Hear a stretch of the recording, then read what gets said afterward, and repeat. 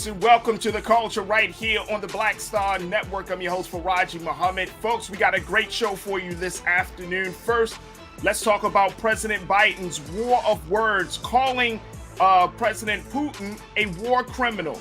This escalates and heightens the tension within the Russian-Ukraine conflict and how that will make America respond. We'll have that conversation with political correspondent Hassan Giordano. Also, let's talk with Ashley Banks about some of the big national news. Emmett Till. We talk about Jussie Smollett and the latest developments with Brittany Griner. We'll get into those conversations. Later, can we talk about reversing toxic polarization? If we talk about what has divided us, will that bring us together? We're going to have that part of the discussion later on. And also, Ralph Lauren's new HBCU collection. Some say it's cultural appropriations. Others say it's not. We'll let you decide. Stay with us. There's a whole lot coming on today's edition of The Culture right here on the Black Star Network. Let's go.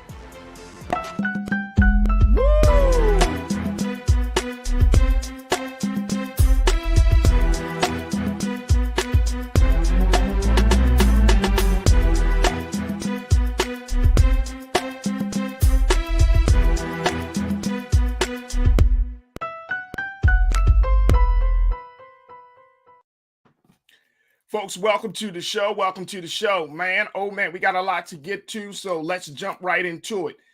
The President Biden, as you know, has been leading up to the point of where we are right now, really talking about some of the atrocious acts that President Putin of Russia has been committing when dealing with this Russian-Ukraine conflict. And just yesterday, the president went as far as to say, for the first time, shifting the narrative about what's going on in Russia, calling President Putin a war criminal. Folks, this takes the conflict to a whole different level.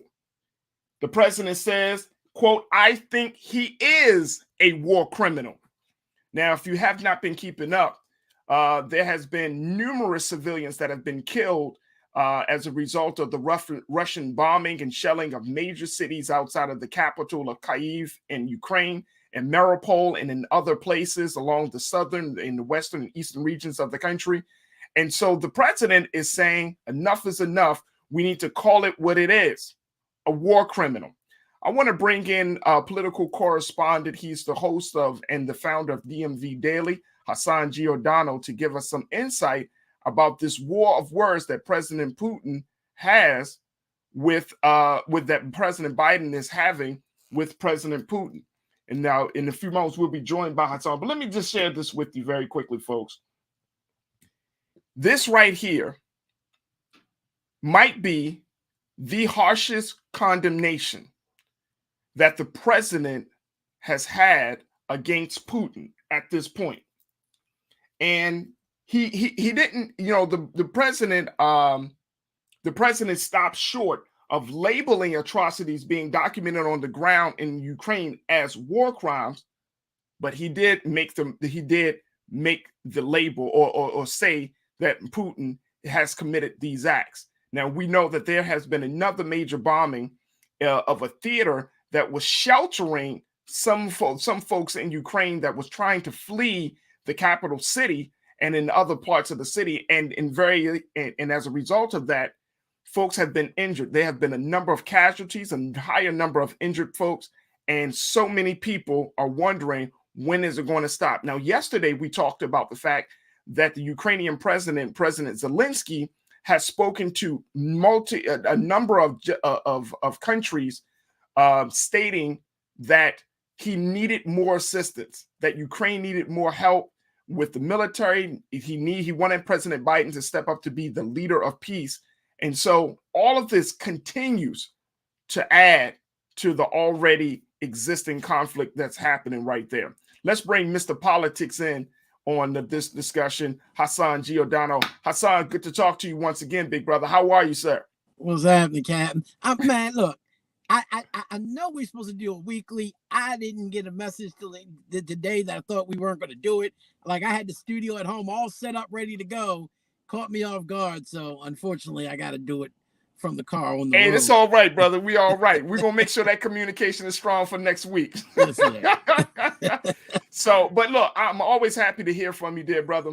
But what do you make of this right now? I mean, in a situation of this magnitude, Hassan, where every action from any type of leader, everything that is said from a national leader, especially coming from the president of the United States, is going to be weighed heavily, considering the nature of this conflict. But for President Biden to go as far as to say, I think he is a war criminal, not directly saying it, not saying that all the bombings of the maternity hospital to the theater to, you know, it looks like that may be the case, but he is still putting it out there. He threw the seed out there. He's a war criminal. How did we take that? How does the rest of the world take that? Well, I think he knew what he was doing. You know, no other foreign leader has come out that far and said that, right? Because they are being more tempered in their responses to Russia and what they do towards Russia at this point. And so, and if you see the White House, let it be off the cuff remarks. These weren't comments that were put into a speech. These weren't something that he said to President Zelensky. None of that. He did it off the cuff, and he did it almost for a reason, because we know President Biden to be someone who does say some kind of off the wall, off the cuff remarks over his career. And I think that was purposely put in there. That was not just impassioned speech, right? They didn't catch him off guard. I think that they purposely did that because the White House is starting to feel pressure from Capitol Hill. Republicans and Democrats now are feeling like this administration has not been strong enough in their response to the war, in their response towards Russia. And President Zelensky has actually been strategically going behind the White House's back to make sure that they get their message across to U.S. lawmakers that they need assistance way beyond what this administration is willing to commit to at this point. Now, according to the definitions of the 1948 Geneva Convention, Farajii, in Article 8, what has reportedly, I want to say that, reportedly been done at the hands of the Russian military to the people of Ukraine is absolutely constitute war crimes, right? So in that essence, he is a war criminal, and these are crimes against humanity, which many scholars will point to actually came about in 1915 from the Allied governments, which included Russia nonetheless. But what we've known to be reported, again, because I think many people are starting to realize everything that's being said in the media is not factual, right? Right. These are things that are being spun in certain ways, whether it's pro-Russia or most of it anti-Russia, for a particular reason. But war criminal is a very strong word. The word genocide, acts against humanity. These are things that you want to be careful in what you say. I mean, if you remember, we got our own war. William Patterson traveled, that was 71 years ago, to Paris with a petition signed by almost 100 African Americans, many of them prominent leaders here in America, that said that the United States are war criminals, right? And has committed genocide against Black people here on the shores of North America. So we got to be very cautious on what we say, how we say it, and what they do. But if you want to be honest about it, I mean, even the president of Biden acknowledged America and its war crimes back in 1915 with the Armenian and Turkish war, and the, you know, how America and its European allies played a big part in that genocide. So I think America wants to be very cautious on its approach, but many people are getting antsy, especially in Congress, on moving even further against Russia. I would definitely have to agree, and you will know it, and you study history, you understand the dynamics of politics, Hassan. And you know, again, I go back to one of my key premises, like the United States is being drawn into this situation. You know, this country is about to own this war. As much as the President Biden says this is Putin's war, this is going to end. And I may be wrong and way off on this, Hassan, but I feel like this is going to be a Putin-Biden war, not a Putin-Zelensky war. Well, absolutely. And I think it was strategically initiated from Putin based off of who the president was at a time in our political history that they realized, as do American citizens, that we are weak, right? Many people across the world, we look at television and the way Congress acts here in America and think of it from one lens, and that is our nation's capital. These are our do nothing politicians, and we get upset based off of the political ramifications of whatever's being done. But around the world, foreign leaders are watching it even closer. And for somebody like Putin, who understood the calamities of what he was about to do, he knew what he was doing, right? And I don't want people to think that this is just a crazy man that's just acting out as crazy people actually would do. This is a very smart individual. You can call him any name you want to call him, but don't call him dumb, because that's exactly not what he is. He could have done this 3 years ago when we had President Trump in office. He understands the politics of America, and he understands, along with his allies in China, what they must do in order to draw America in, because they understand that America always wants to be either the big bad bully on the block or the savior of other nations to make, quote unquote, even if they have to some degree, make them democracies. And so they realized that if they did but so much, that it would force America's hand to have to get in, instead of just waiting to rely on NATO. NATO's not going to be drawn into it simply because Ukraine is not a part of NATO. And so at that point, as long as you're not attacking any NATO related country, then they're okay. That's why you haven't seen them going to Poland. And I'm sure if things continue to escalate and they fully take over Ukraine, the next sites will be on Poland, as long as they have the assistance of their partners over in China. Well, the president actually, stepped up his words, saying at an event for St. Patrick's Day today, adding to not just he was a war criminal yesterday, saying he was a pure thug and murderous dictator today.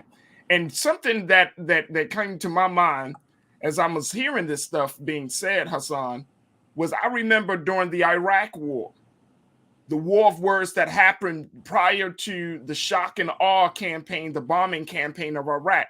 They wanted to paint the picture of Saddam Hussein as being this crazy madman with weapons of mass destruction. It was like that is part of the playbook when America doesn't like a dictator or a leader of a foreign nation.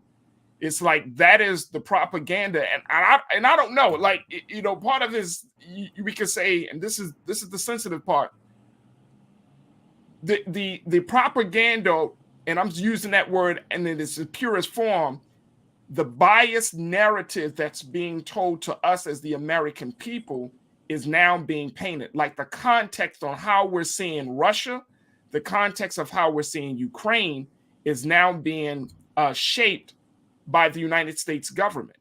And one of the things that I'm concerned about is that something that you've always talked about, and something I think a lot of people need to know, is that anytime there's the greatest casualty of any warring people or country is the truth. We don't know.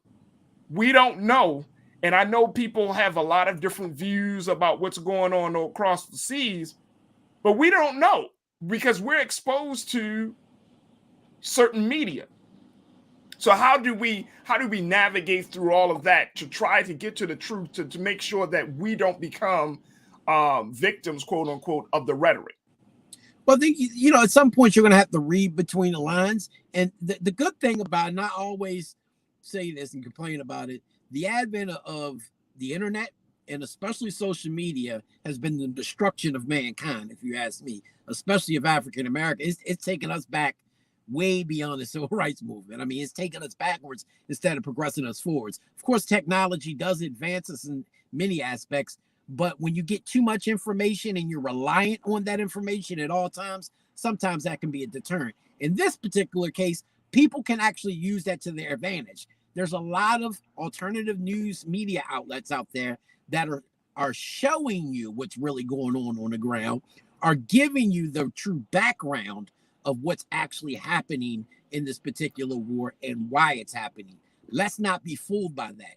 When you see African Americans being treated like slaves and or worse than slaves in Ukraine, let's stop acting as if the Ukrainian government and its leadership and people are so much pro-African American when pictures, video, and reports on the ground show otherwise. Stop believing people when they're trying to paint a different picture from what you're seeing with your own eyes. Because I'm going to tell you something.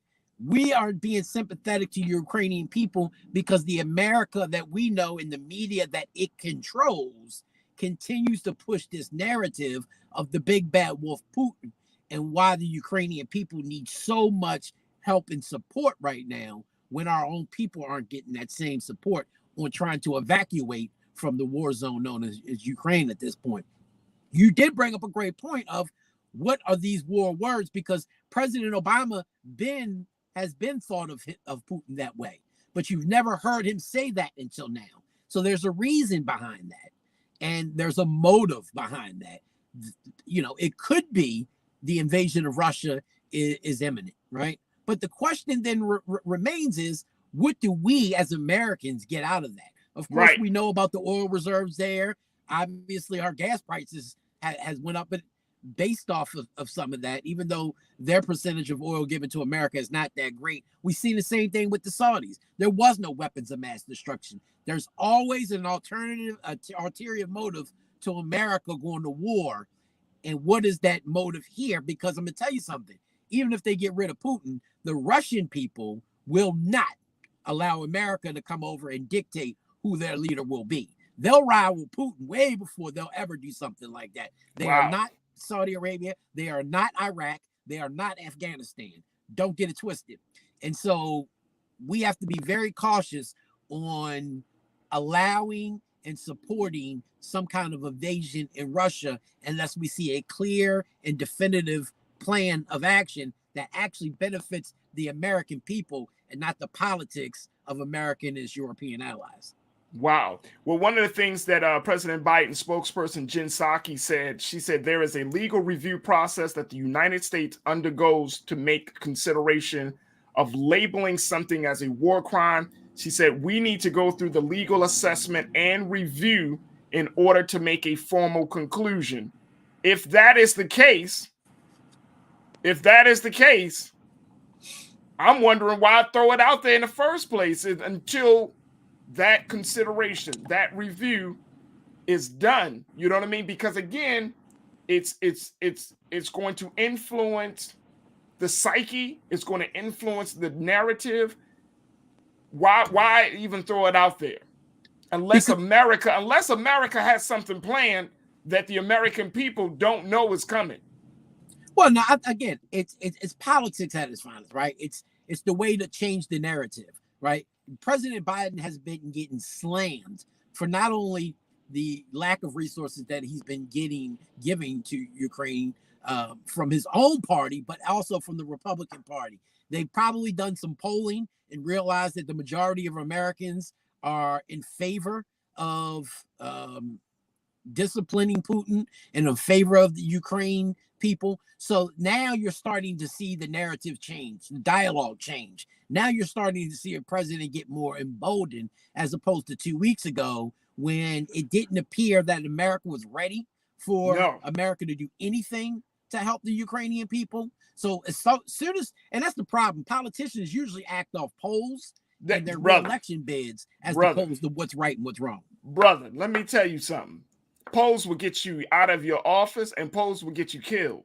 Yeah. You know what I'm saying? Like, I mean, and I hear you because as I've been looking through these stories, I've been seeing that and I'm like, who are they talking to? What Americans is saying we need to go to war with Russia right now? I mean, seriously, what people, what part of this country, and I know polls are based on 1,000 people or something like that, but there are 323 million people in this country.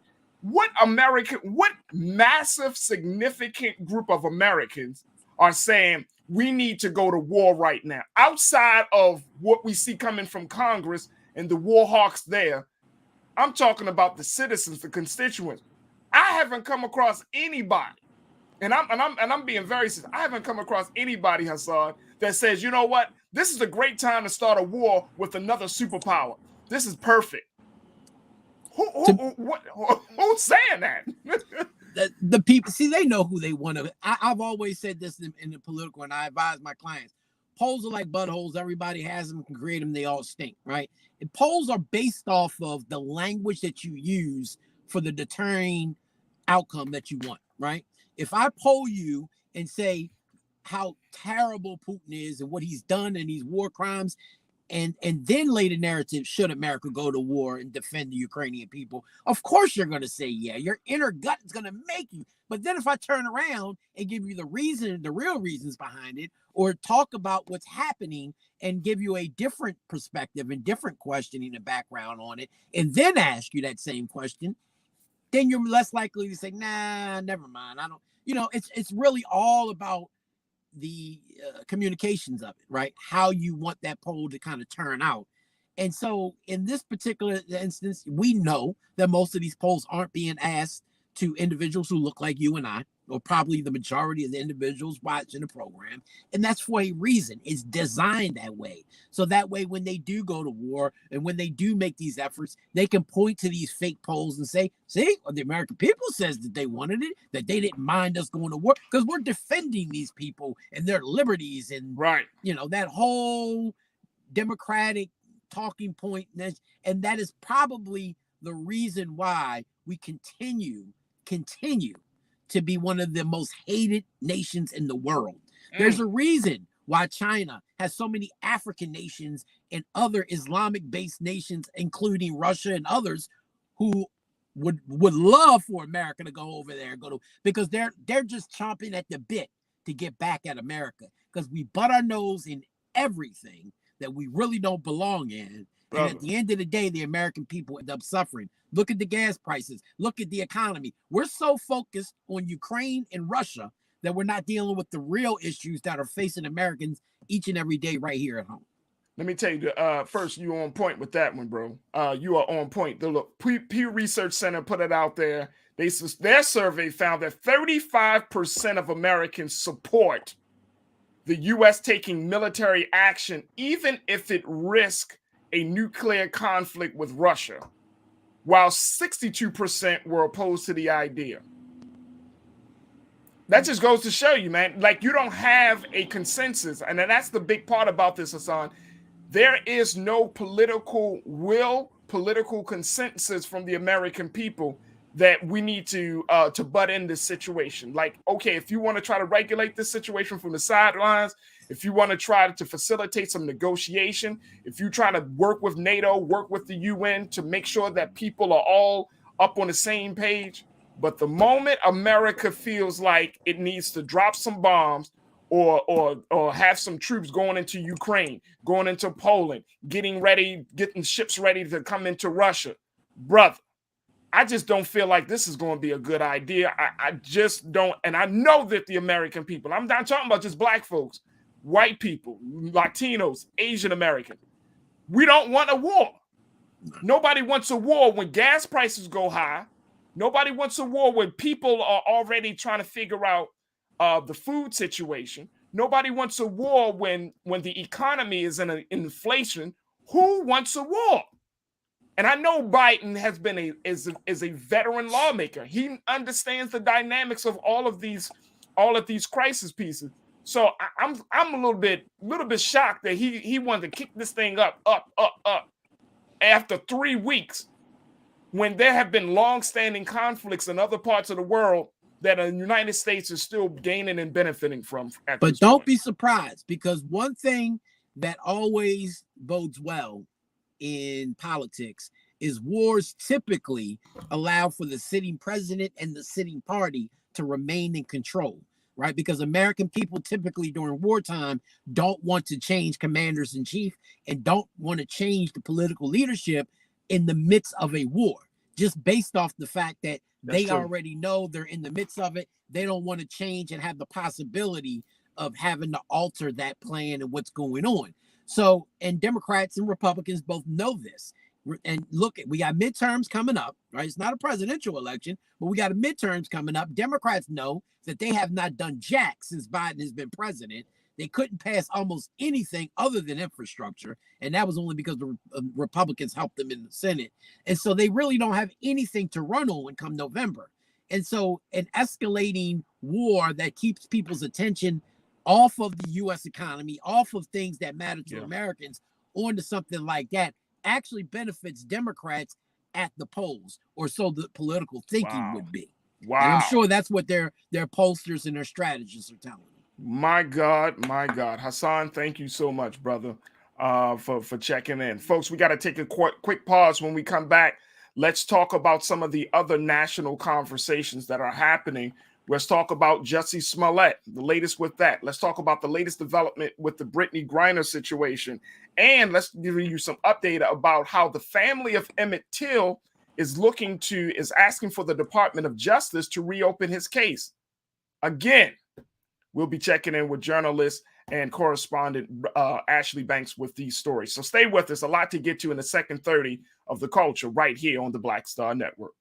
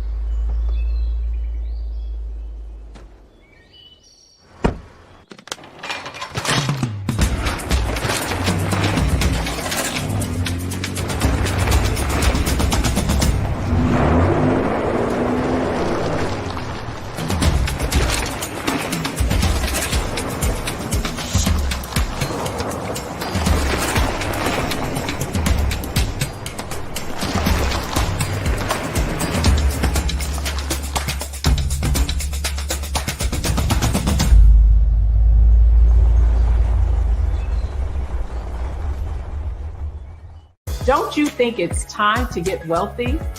I'm Deborah Owens, America's Wealth Coach, and my new show on the Black Star Network focuses on the things your financial advisor or bank isn't telling you. So watch Get Wealthy on the Black Star Network.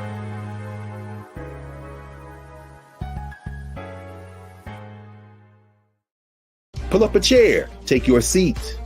The Black Tape with me, Dr. Greg Carr, here on the Black Star Network. Every week, we'll take a deeper dive into the world we're living in. Join the conversation only on the Black Star Network. Hi, I'm Dr. Jackie Hood Martin, and I have a question for you. Ever feel as if your life is teetering and the weight and pressure of the world is consistently on your shoulders? Well, let me tell you, living a balanced life isn't easy. Join me each Tuesday on Black Star Network for A Balanced Life with Dr. Jackie. We'll laugh together, cry together, pull ourselves together, and cheer each other on. So join me for new shows each Tuesday on Black Star Network, A Balanced Life with Dr. Jackie.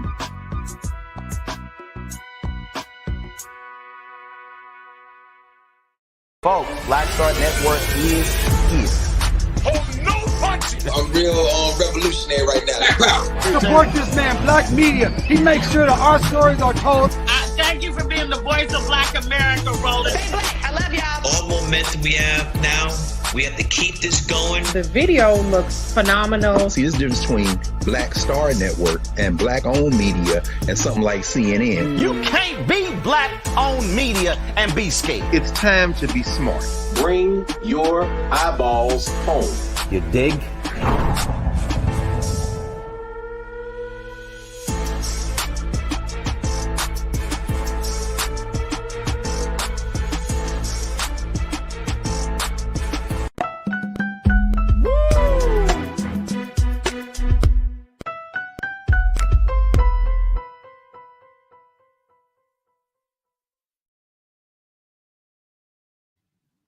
Folks, thank you and welcome back to The Culture here on the Black Star Network. Folks, let's talk about some of the other big national stories that we have been keeping our eyes on.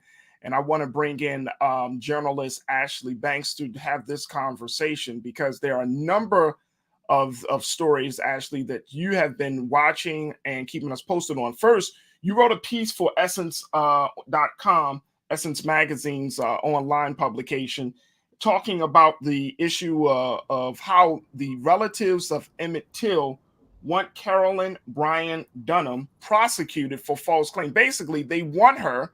They're calling for the Department of Justice to reopen the case, and they want her in behind bars. Talk to us a little bit about this effort. Yeah, that's correct, Farajii. Recently, after the anti-lynching bill was passed a week or so ago, the family was saying they want to see Caroline Bryant behind bars. They don't just want the DOJ to reinvestigate Emmett Till's death, but they want her behind bars. So we know that this case was reinvestigated, reopened back in 2017 when a historian published Caroline Bryant's confession, stating that she lied about Emmett Till whistling at her, and that leading to his death, right, to him being tortured and lynched.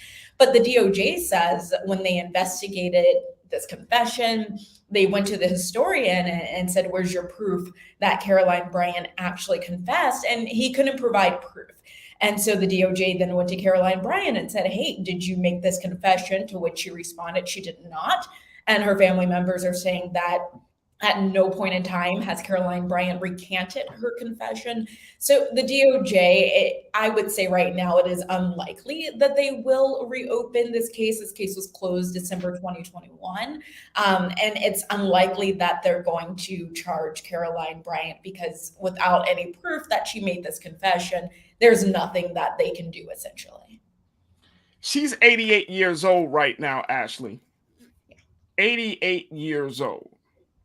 And I'm wondering, does that play any role by her, the age that she's at? I mean, does the fact that there's so much time that has passed, does that play a role in this whole situation? Yeah, that's really interesting because Farajii, I'm sure when we all heard the news that she confessed, we all believed it, right? It was in the book, the historian put it out. That's what we've all come to understand for these last 5 years. So the fact that the DOJ was saying that Caroline Bryant has denied it and that the historian has no evidence of like interviewing Caroline Bryant, any recordings of such conversations or confessions. Basically, there's just no evidence, but you're asking if her age plays a part. It would be interesting. I have no idea. Let's say she could have Alzheimer's, right? Where she could have made a confession. And then she's going through an Alzheimer's episode and it's like, no, I never made that confession. I don't know if that's the case. The DOJ has not released any information as it pertains to like her age or her mental health or anything like that. But it would be interesting. But I do know when it comes to her age, the family does not care that there's no evidence that she confessed to the historian. They're saying she's old. This is the time. I want you guys to charge her because we believe that she lied. We believe the historian. We believe that she actually made this confession. But there's no proof of it though. Right. Without proof, the DOJ can't move on this. So it's really sad. Yeah. Just simply because this was like a landmark case. This is a landmark lynching. Yeah. That has that really shifted the civil rights movement. I mean, this was one of those moments that took the civil rights movement to the next level. Some would say this really kicked off the civil rights movement, the momentum of the movement. But if they can't find a confession, and again, I think to your point, you're absolutely correct. When I heard she confessed, and I was like, oh, so she did lie.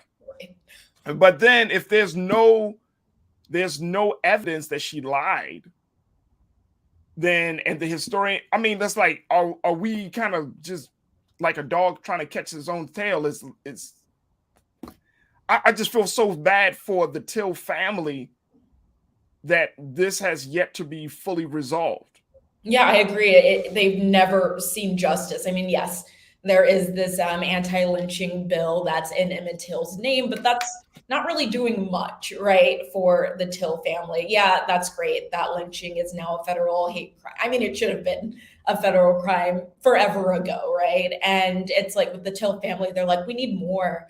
We need you to really dig deeper because we believe there's more to this story. We believe that Bryant lied.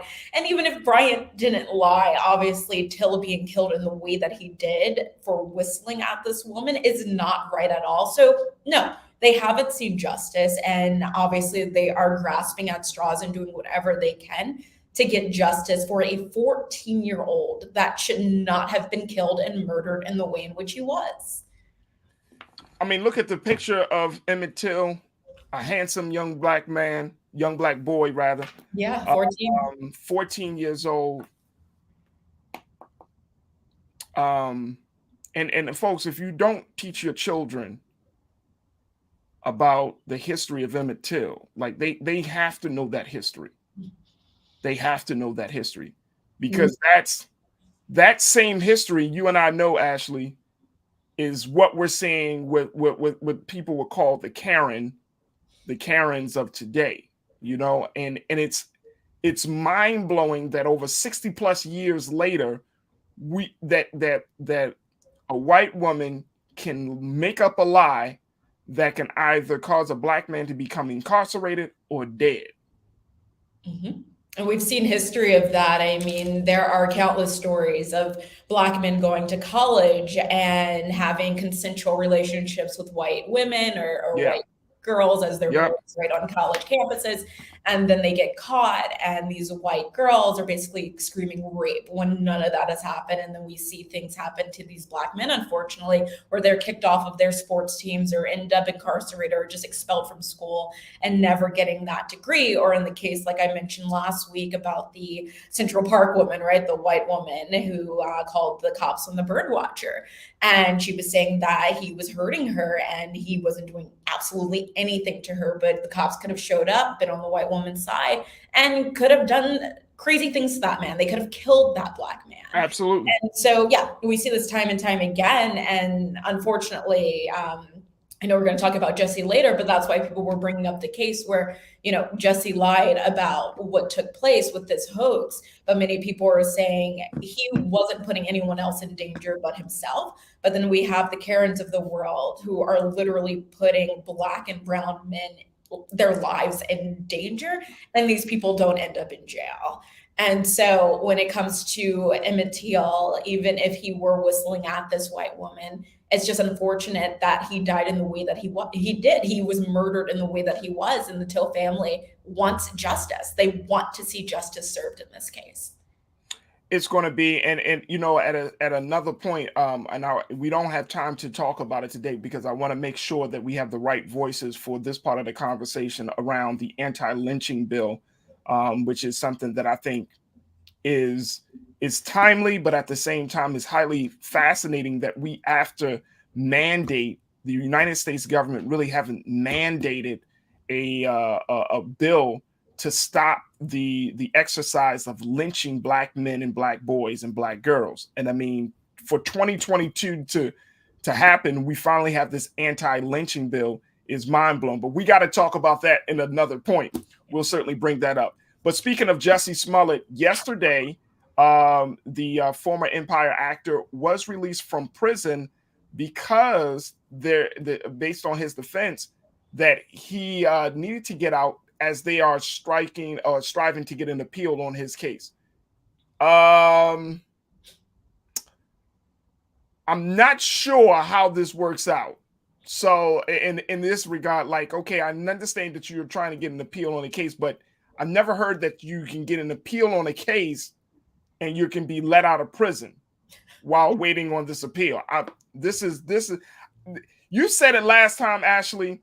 There seems to be a lot more to this case, but I'm like, is this really because of this man created this whole hoax, or is this, what am I missing here?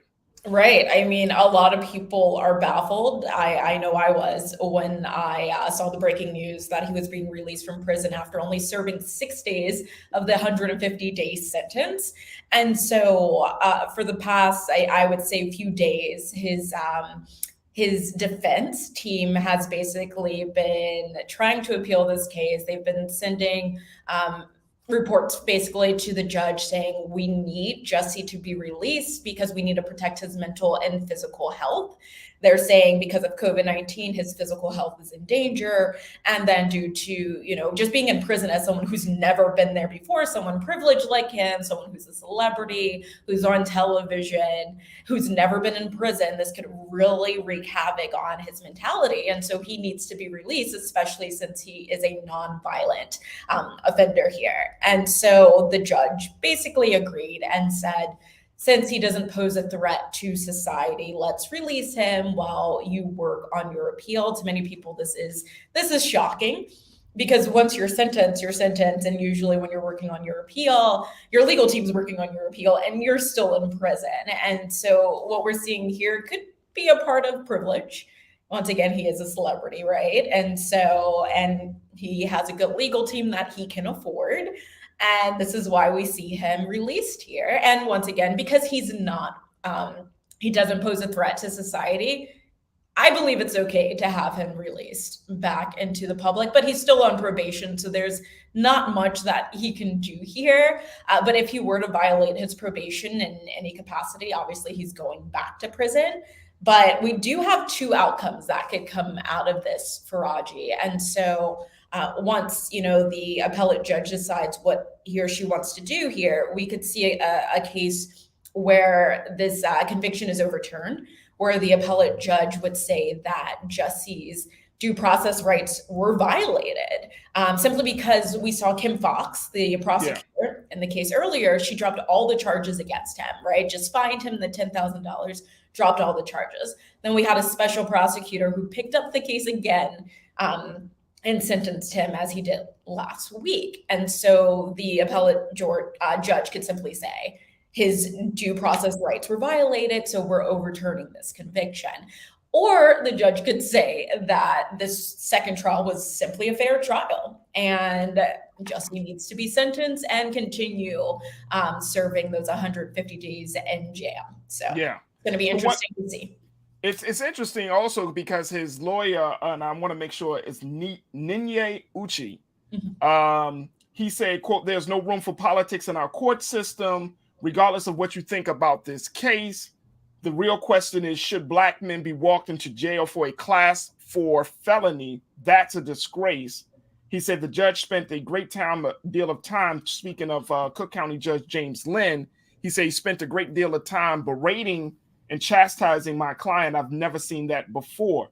He also said that over the past 6 days, Jussie did not eat anything besides ice water. Yeah. So the ice water thing took me by surprise. I've never been to prison, Farajii, and so I only know when it comes to what people are eating based off of what I've read, my encounters with people who have been to prison. Obviously, the food probably isn't the best, but at the same time, it was just interesting to hear that that's all he was doing was drinking water. And obviously, if you're in prison, you've never been there before, you can react differently, right? Everyone reacts differently to different situations. And so reporter asked Jussie's attorney, was he doing this in protest? And of course, the attorney gave an attorney response and basically said, how would you react if you went to prison? And so I just found that to be very interesting there. But I do agree with the attorney. I believe that, Jussie carrying out this hoax, he does need to face consequences. But I think jail was a bit excessive, especially since he doesn't pose a threat to anyone. The whole point of sentencing is to make sure that whoever was injured, you make them whole. Here, Jussie was injured, and obviously people who are victims of hate crimes, you can't really do anything there. But when it comes to making someone whole or deterring someone from carrying out these actions in the future, that's how you come up with your sentence, what's going to deter them. And I don't believe jail is the answer here, especially being around others who are violent, right? Others who pose a serious threat to society. And so I do agree with the attorney. I think it's best that Jussie isn't in jail, but it's going to be interesting to see what this appellate judge says. It will be interesting because now at this point, actually, with this case, I have to get out of thinking, oh, this is going to be shocking. This will never happen. This stuff is happening. Stuff is actually happening. Speaking of something else that is happening, and we talked about, which is the case of Brittany Griner. This is the WNBA star that had traveled to Russia to do some professional work. Ended up on her way back, had some products or some oil that she's not allowed to travel with, some hashish oil. And essentially she was imprisoned in Russia. And this, of course, happened before the conflict of Russia and Ukraine started back in February. More of her story is coming out, but now the latest is that a Russian court out of Moscow announced that they have extended her arrest until May 19th. Talk to us a little bit about, what's going on with this situation. Yeah, that's correct. She's going to be in Russia. She's going to remain detained in Russia until May 19th. So that's going to make her detained for about 3 months. So now we know that she was detained between February 17th and February 19th for carrying, like you said, cannabis oil in her luggage, something that is highly illegal in Russia. And if she's convicted, she could face up to 5 to 10 years in prison, which is outrageous, right? And so the court in Russia said that they extended her time in Russia just because of a pending investigation. And so they want to keep her there and investigate further. I'm not sure what it is that they want to investigate further, Farajii. A lot of information is sparse, and it has been sparse, right, since she has been detained in Russia. But I do know some family members and some of her teammates have been in contact with her. She was last seen during her court appearance last Thursday to find out that she would be staying in Russia for another 2 months as they investigate this case. But Congresswoman Sheila Jackson Lee, as we spoke of before, is working on trying to get her back in this country and has been speaking with Biden, hoping to see a change. But as of right now, we haven't seen much movement on the US's part or any change in if Brittany Griner is coming back over here, right? Or if she's going to remain in Russia and is going to be sentenced to these 5 to 10 years. And so this is a very sad case. She had been in Russia for 7 years, off and on during her off season from the WNBA, just to supplement her salary, right? She was making more than $1 million by playing in a Russian league during the off season, which is more than quadruple what she's making at the WNBA. And so she was just trying to do her job, and now she's being detained in Russia. And I can only think about what she's feeling, how she's feeling. I heard a soundbite today from her wife, who is just a little fearful. She's been told by everyone, just stay busy, don't stay focused on what's happening. But it's hard to not focus on the reality that a loved one is in Russia, for goodness sake. Russia right now, who's invading Ukraine and who's run by a dictator. And so really no one knows what's going to happen here. No one knows. Here's an interesting point about it, that it was reported that the Russian state news agency TASS said that the Moscow's Public Monitoring Commission, by the name of Ekaterina Kulagina, said who is responsible for observing the treatment of prisoners. They said that Kulagina visited Brittany at her pretrial detention center and was quoted as saying that the U.S. consul has not visited the WNBA star, despite Russian authorities' willingness to create all conditions for their visit. Have you heard anything about that? No, I haven't, but that's interesting. And so I'm not sure how much of that I would actually believe until getting a statement from the US's side. simply because right now Russia would probably do everything it can to look good, right? They want to do everything they can to look good in the public eye. And that's the job of the person who put out the statement, to put out a good statement. Let's make Russia look great. So I would take that with a grain of salt and wait for a statement from the US. To see what's really going on there, because who knows, right? And I don't want to speculate. Who knows what's really happening? And now we also, as we saw with Congresswoman Jackson from the state of Texas has already put a word that to free Brittany. Now Brittany has another supporter in someone who I didn't think would actually. I didn't think this would be on her radar. Former First Lady, former Secretary of State Hillary Clinton posted a message on Twitter about Brittany Griner's case and said #free Brittany. Yeah. How much power, how much weight will that carry in this whole scenario?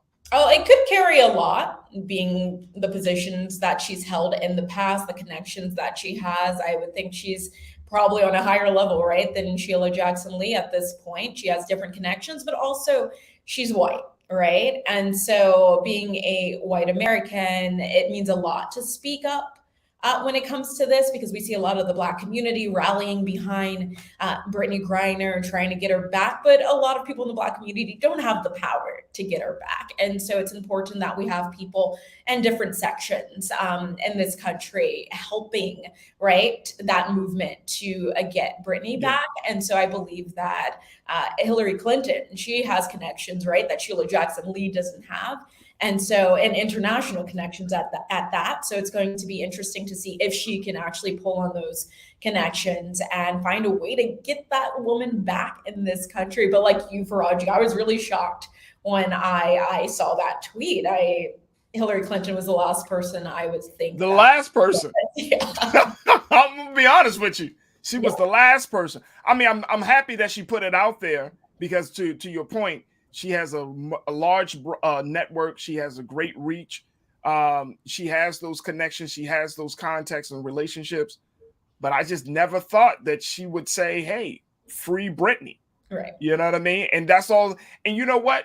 Sometimes that's all it takes from high profile individuals, is just a simple mention, a simple mention, and then the balls start rolling. So we will have to see, but I certainly encourage everybody to continue to pray for Brittany's safety and that she comes back home very, very soon. Hopefully, even before the May 19th date that was given to her. So, we're certainly going to keep our eyes on it. Ashley, thank you so much for bringing us up to date on these latest developments with these big stories. We'll certainly reach back out to you. All right, sounds good. Thank you, Farajii. Absolutely. Folks, we got to take a quick pause. When we come back, let's talk about how do we reverse toxic polarization in this country. It's time for us to have another conversation about, talking. I'll explain it to you. We'll have that discussion. And then later, Ralph Lauren is under some fire before its new HBCU collection. Some people are saying it's cultural appropriation, while other people are saying, no, read the fine print. I'll give you more of the details on that matter. So we got a lot to get to on the next hour, so stay with us. It's The Culture right here on the Black Star Network.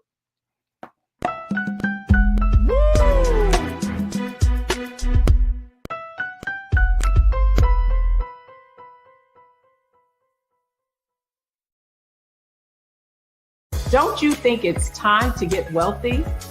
I'm Deborah Owens, America's Wealth Coach, and my new show on the Black Star Network focuses on the things your financial advisor or bank isn't telling you. So watch Get Wealthy on the Black Star Network.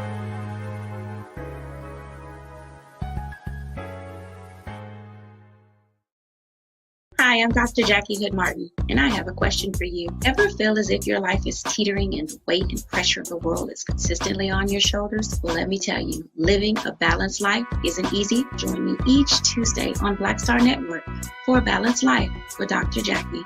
We'll laugh together, cry together, pull ourselves together, and cheer each other on. So join me for new shows each Tuesday on Black Star Network, A Balanced Life with Dr. Jackie.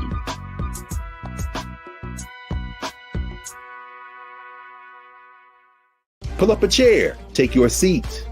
The Black Tape with me, Dr. Greg Carr, here on the Black Star Network. Every week, we'll take a deeper dive into the world we're living in. Join the conversation only on the Black Star Network.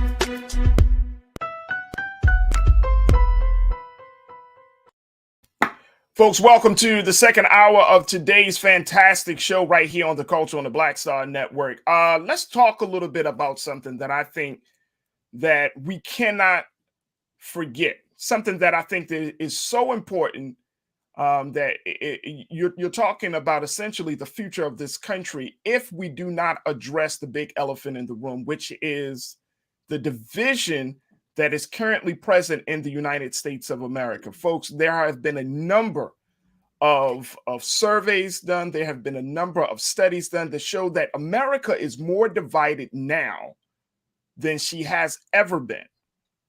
And if you think about how serious that really is, that we got more technology, we're part of a global network, people are making more money, all of these things, right?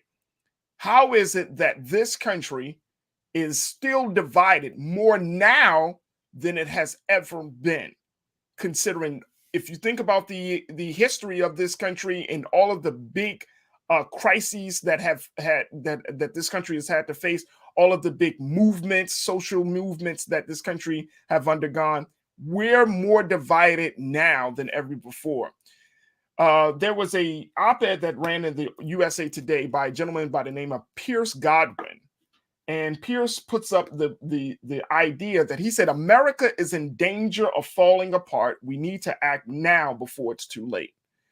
And one of the big ideas that he said within his op-ed was that we're so divided in this country that if we don't do something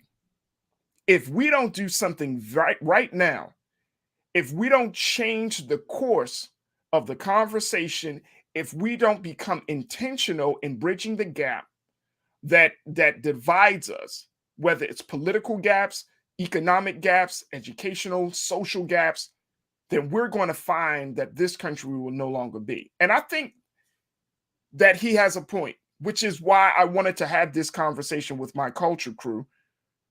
We're joined by Rashad Staten, and of course, Nira Muhammad.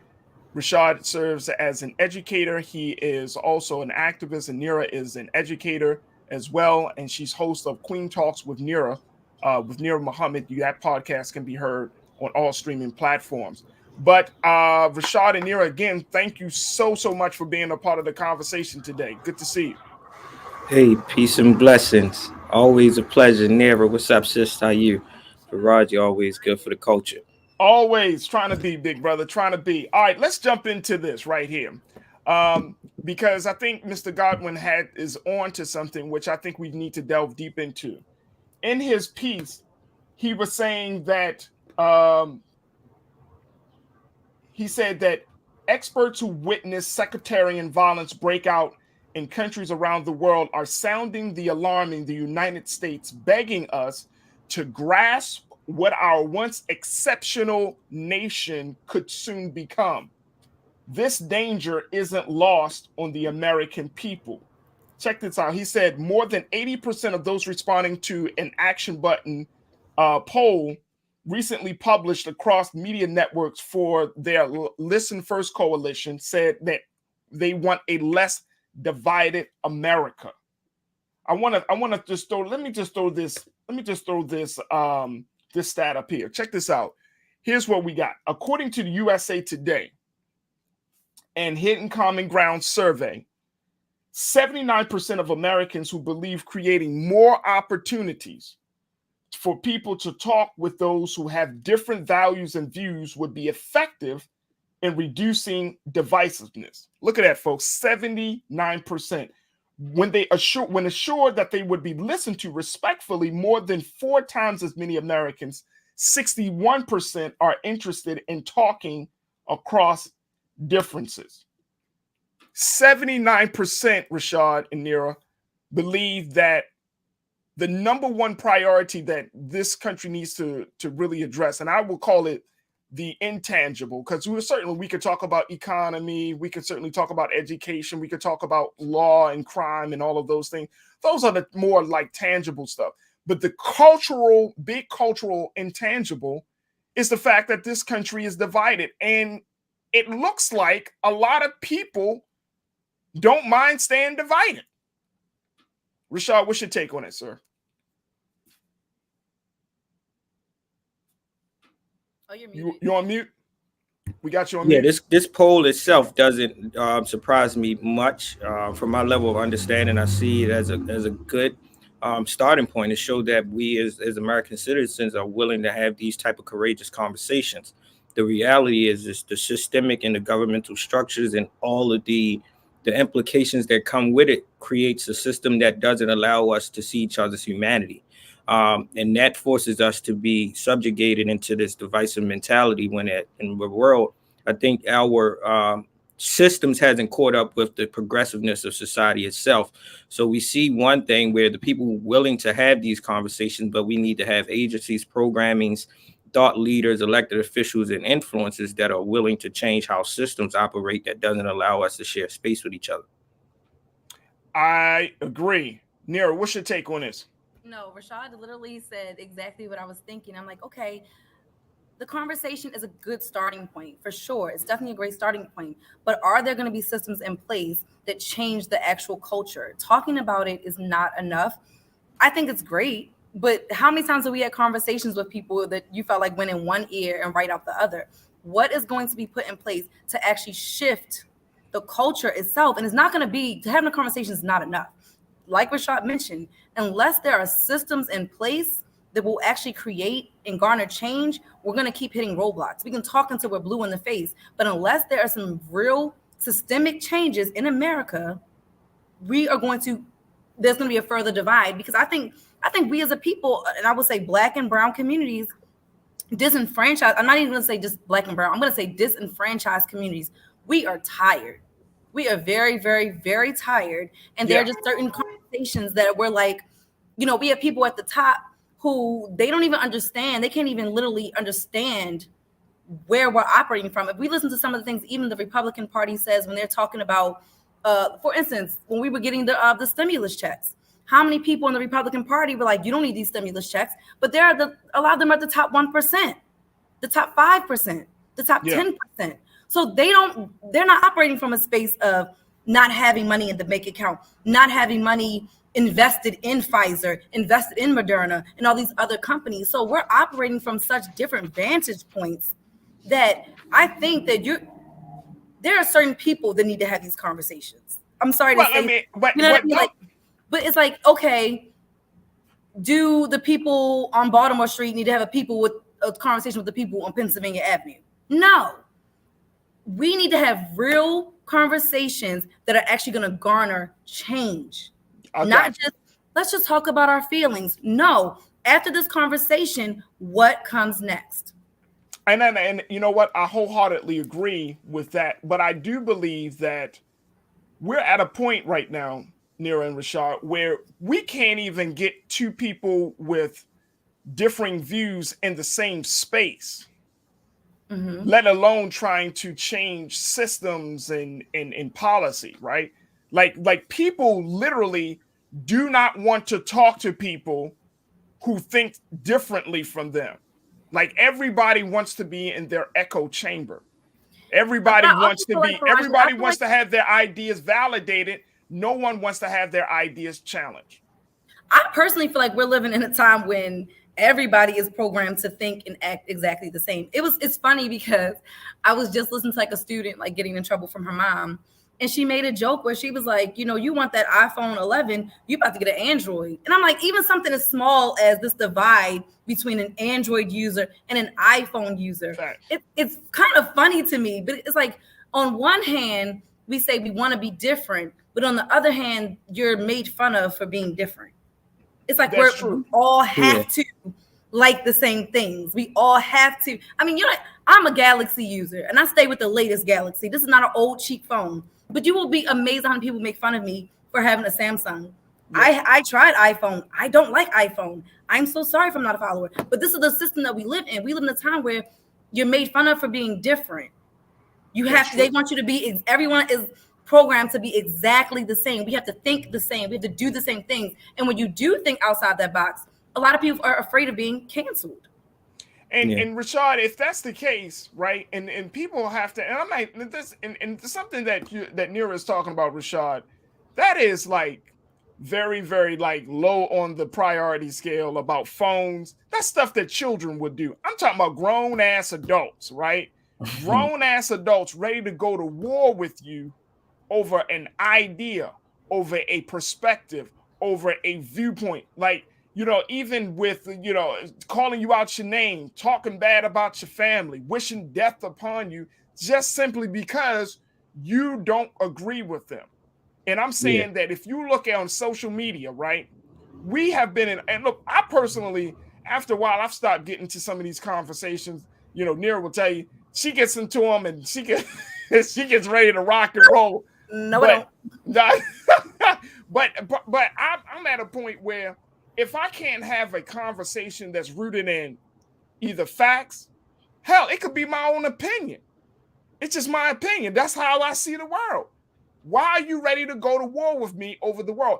It forces me to ask the question, do we really want to make, you know, be in a place of unity? And I'm not talking about with white and black and all of them. Hell, I'm talking about within black people.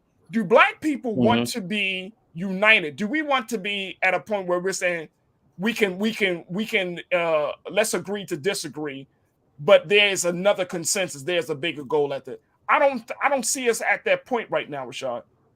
Yeah, I think what we at in itself is just a space of absenteeism when it comes to critical thinking, right? And it has to be a willingness to embrace the level of uncomfortability. You know, uncomfortability sometimes brings growth or self-reflection and transformation. So in that space, you got to have people that's willing to have these uncomfortable conversations, but these purposeful ones. And without critical thinking, you know, the absentee of critical thinking can be implications of what we see in our everyday life, down to, you know, surface level things of like the different type of phones and preferences of how we use certain tools. But also our educational system doesn't allow our young people to grow into adults who are critical thinkers. Most of the public education system is set up for you to regurgitate rhetoric that's being taught to you by someone else, for you to check off an answer that is the preferred answer versus you making sense of your own truth, right? And that's why it's important to have educators like yourself, Nira, that formulates a different approach to how we're developing our minds and how we engage with our peers, either being young people and adults. But then you got to face it. Most of the times when we are sharing our vantage points on social media, it's already built in with a back-end algorithm of likeness. Right. So most of our followers are following the same thing, receiving the same information, reposting information that you already knew, that builds a sensationalism, thinking that you are already correct without even expanding on those that think opposite of it. So when it comes down to race, when it comes down to economic, social experiences and things of that sort, if I'm in a classroom, I'm in a boardroom, I'm in an office, I'm at my workspace, and all of us think alike, when you come across someone else that's different, you turn your nose up to them rather than sitting back and being an empathetic and compassionate leader. So these polls say one thing, but the reality is we got societal tools that don't allow us to expand on how we should operate as human beings. Yeah. And I think that here's to add to that, brother, is that, you know, the critical part of division is taking the time to listen. I don't know if we have the skill set at this point. Like maybe we need to reteach that, you know, and I'm not talking about in a classroom setting, but we need to teach the art and the skill of listening. There's a science to listening, not listening to just only till you can respond, but listening to become empathetic, listening to try to understand the other person's viewpoint, listening to see if there is some common ground that can be established between you and the other person if y'all are not agreeing. Can I just throw something out there? As an educator, I get so offended sometimes when I hear people say that certain things are not taught in schools. That's bullshit. That's not true. We do teach these things in school. We have restorative circles. Each month we choose a different, actually empathy was our word for the month, our attribute last month at the school that I'm teaching at. This month is synergizing, and that's just all of us being on one accord. Right now in my class, we're learning all about community, and we're actually building a 3D construct of community and what that means and how we see ourselves in our communities. So I think it's oftentimes where we're like, oh, I didn't learn that in school. And you're like, no, actually, you did learn it in school. You just didn't pay it any attention, or you forgot. That's just where maybe you just forgot. But I will say I'm offended as an educator when I'm constantly hearing that these things are not taught, because they are. I'm very strategic in even the books, the picture books that we read in our class and what they're teaching and what they're representing. So I will say this, though, as an educator, I am combating everything outside of the classroom when kids come back in here. I am combating what's going on in their cell phones, what's going on in their neighborhood, what's going on with their parents, what's going on with their siblings, what's going on with XYZ. And it's like I'm constantly having to reprogram my students. Every Monday, I have to reprogram my students to being in Mrs. Muhammad's class. Right. So, and Rashad, and I agree, like, I can't speak for every school, but I will say that we are striving as educators to include those. We as educators wear so many different hats. I am not just a teacher. I am a counselor. I am a nurse. I'm a mom. I can't even tell you how many hats I wear. I'm exhausted because of how many hats I wear by the end of the day. Yeah. Exhausted. I had to have 3 restorative circles in my classroom today. We address issues as soon as they happen. Circle up. We're going to talk about it. And you know what? Rashad, don't you teach a little bit of restorative practices and restorative justice? Wasn't it something that you did for a while? I do it. Yeah. So thank you for correcting that. Even the conversation around divisiveness. Thank you for correcting me from generalizing versus specifying. I should have specified versus generalizing. But yeah, that's what. And these conversations like this of like, all right, making somebody more self-aware is the conversation to finally see impactful change and implementation of different approaches. I agree. What we seeing these strategies and programmatic efforts around restorative practices, holistic circles, courageous conversations, equity protocols, those things do exist. But in a larger scale, I would like to see it operate across all of states. And again, if we're thinking in a larger sense, it's like it's called the United States of America, right? Where we are. The purpose is to be united. It's not uniformity states of America where we should all think and act alike. And that's when we got to start understanding the difference between language and how language shows up in everyday life. Unity means that we can be understandable despite our different lenses, experience, and expectations. But uniformity is a space where we often think if we're united, we all got to act, think, and walk and speak alike. That's exactly. I love that. I love that. Yeah. And you know, and I love that, Rashad. And to your point, dear, I love that as well. I mean, the fact is, and this is something that I gleaned from the National Black Political Convention that was held 50 years ago in 1972. One of the big things that they said, bringing all these Black folks together, you know, it was said that unity, the theme was unity without uniformity. To bring people together, to allow them to still have their individualism. We respect their individualism. However, your individualism does not supersede the collective progress. right? And I think that is one of the things that has been disrupted from us as a people in this country, where there was a time where we did have unity without uniformity. Okay, everybody's not going to be a doctor, lawyer. We saw Black people moving in those spaces, right? And then the culture started to change, where it was less community, more individual, and it started to break us up, right? I remember that me generation started to. I grew up in the 80s. I grew up in the 90s. It got to the point, it just got all about you, the I. Yeah. That's what social media is built upon. I remember growing up when you saw all the grandmas out sweeping their porch. You know, the marble steps were swept. The community was kept clean. You knew the people in your community. You knew the person a couple of blocks down. You could just go to their house, and if you came home and your mom didn't see you, she knew whose house you were at in the community. We had to get back to that. I love that you guys made that difference between uniformity and unity, because I think that's where we're getting confused. People are pushing back on the uniformity, not unity. I think we're pushing back on uniformity because they've gotten so intermingled, you know what I mean, when they shouldn't have been. And I agree. I know I have rebel tattooed on my foot. The moment you tell me I got to think and act like everyone else, I'm running out the door. That's just not me. But again, I think it's because we've just gotten those wires crossed. I never put words to that until you two just did today. So thank you guys. Yeah. Like I never thought of it in that like uniformity. I never thought of that word before. So yeah. I mean, because it creates this homogenized culture, right? Look at y'all using all big words. I can't with y'all too. But I mean, if you think about it, it creates this homogenized culture, right? That is acceptable and that is palatable for everybody to accept. And guess what?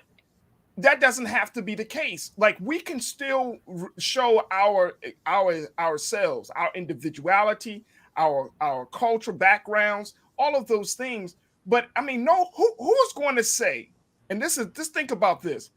Who is going to say, I don't want better schools? I don't want a better economy. Who is going to say, I don't want freedom, justice, and equality? Who pushes back on those principles and those ideals? No one, right?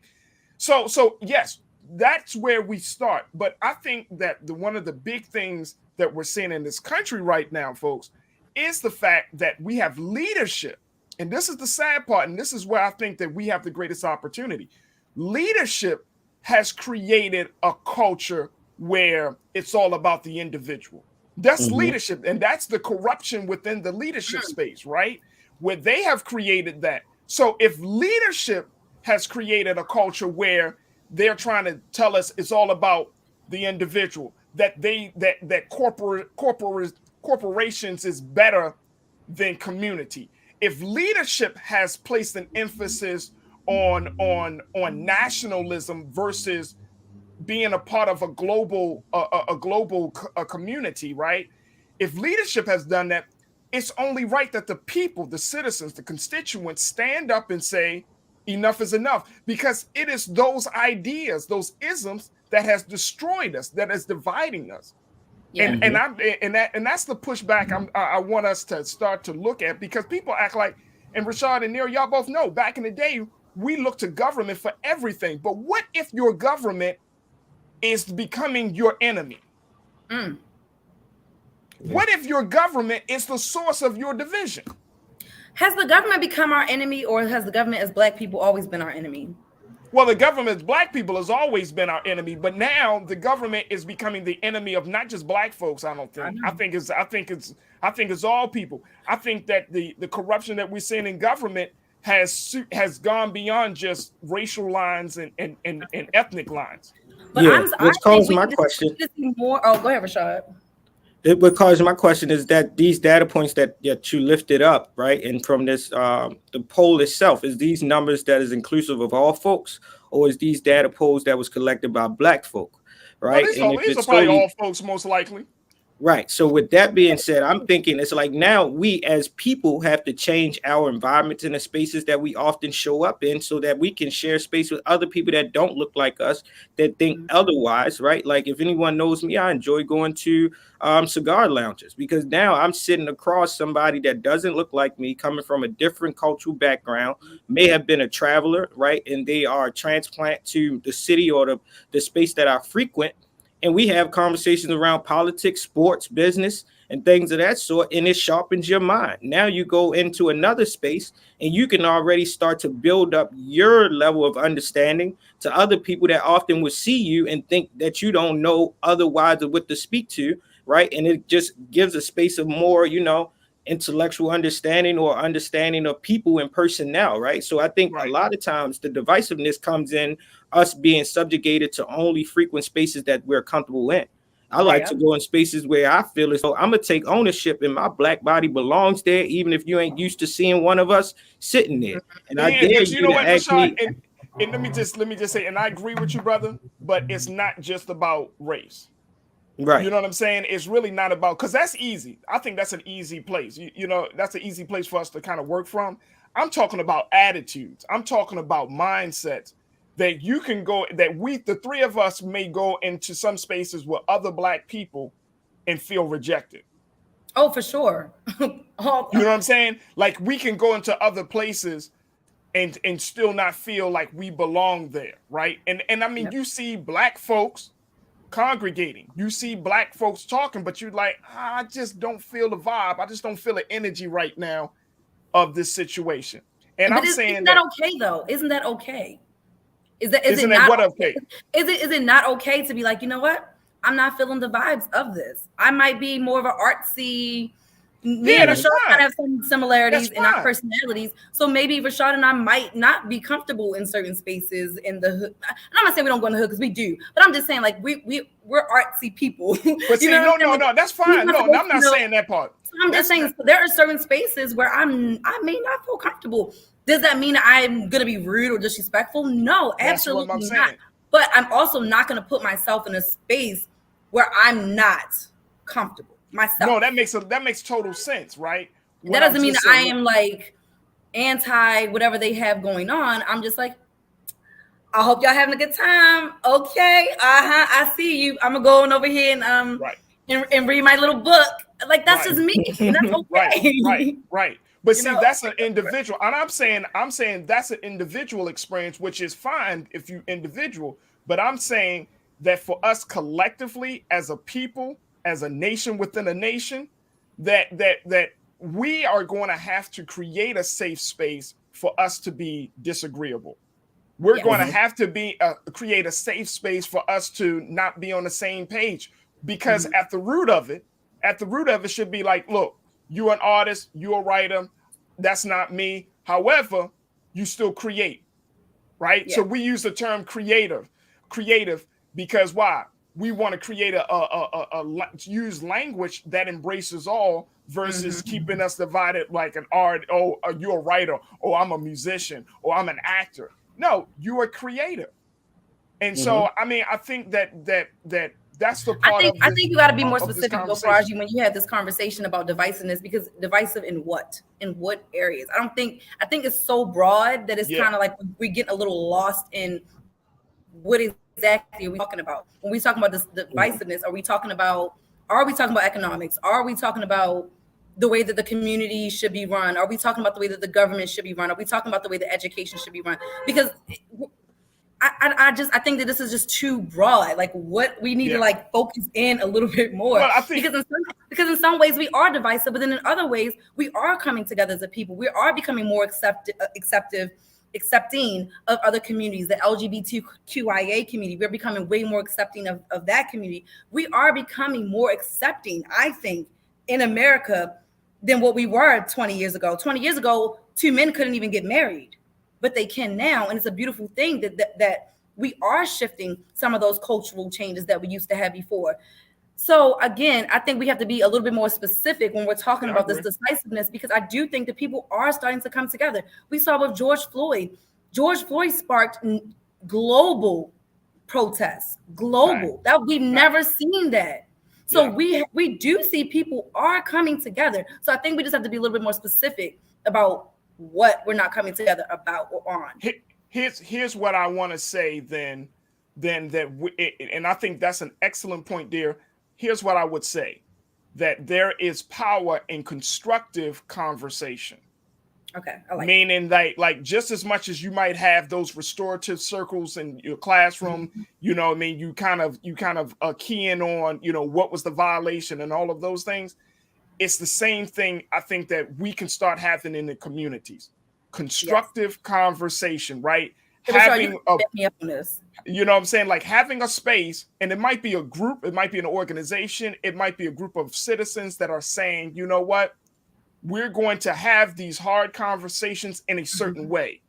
Maybe we have a third party there. Maybe we have some folks to make sure that the conversation doesn't get into a hurtful or emotional space, but it can get to a space of understanding and truth. I was just going to say, and Rashad, you could speak to this too, in terms of restorative circles. You can't have these conversations unless you're actually open to listening and hearing the other person out. I'm not gonna lie, guys. I was asked to have a restorative circle with a coworker. I was like, I'm not having it. I'm not. I was like, because I already know what space I'm gonna be operating from. It's not gonna be restorative. Right. And so you have to be honest with yourself about what space you are in mentally and emotionally. Like, am I in a place where I can restore this relationship? Because I was not in a space where I was ready to restore the relationship. Did I lay out all of my grievances in a very respectful, beautiful email? Absolutely. Was I ready to sit in front of this woman and have a conversation? No. So I think that's absolutely, and I think that's the big question that have to ask ourselves individually. But I think there's also a big question that we, as part of the Black community of Black America, needs to ask. We need to ask ourselves this question, which is, do we want to make America better? I thought you were going to say great again. No, because I don't want language is important. So I don't want people to think that I'm promoting Trump or something like that. No, but I'm saying at the root of all of the pain, the struggle, and the challenges that Black people in this country face each and every day, I want to see us be restored. Do we want to make America better? Do we want to take full ownership of this country and more importantly, full ownership of our destiny and our fate to say, you know what? I want to make it better, because no conversation, no technique on how to having a conversation is going to improve. It's like you're a part of a relationship. If the relationship are going through challenges, the counselor always asks the very first question: do you want to be in this relationship or not? Because if you do, there's one set of things that we can go. But if you don't, it's no point. So we got to ask ourselves, in our relationship to this country as a people, do we want to be in this relationship?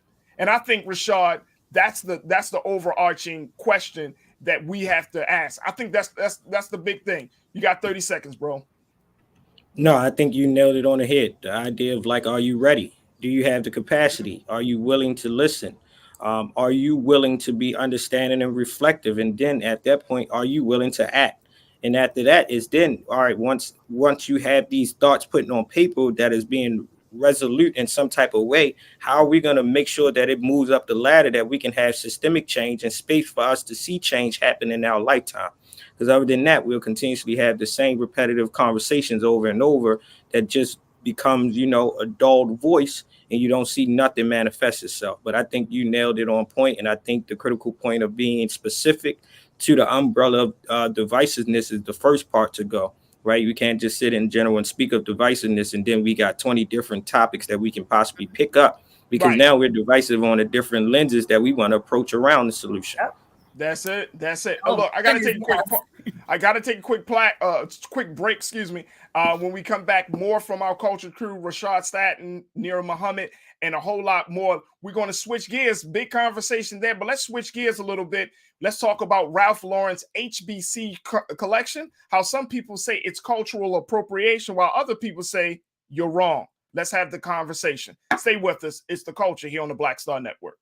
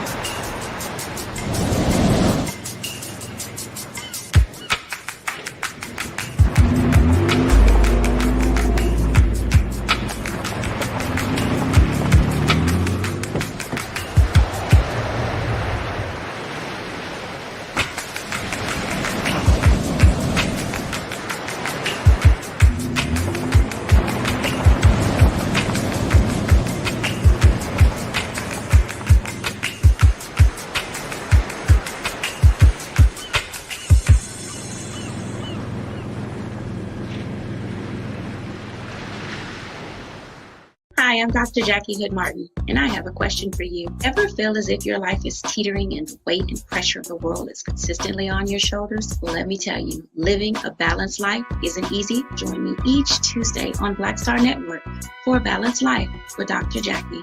We'll laugh together, cry together, pull ourselves together, and cheer each other on. So join me for new shows each Tuesday on Black Star Network, A Balanced Life with Dr. Jackie.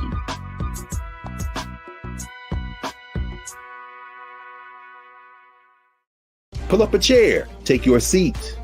The Black Tape with me, Dr. Greg Carr, here on the Black Star Network. Every week, we'll take a deeper dive into the world we're living in. Join the conversation only on the Black Star Network.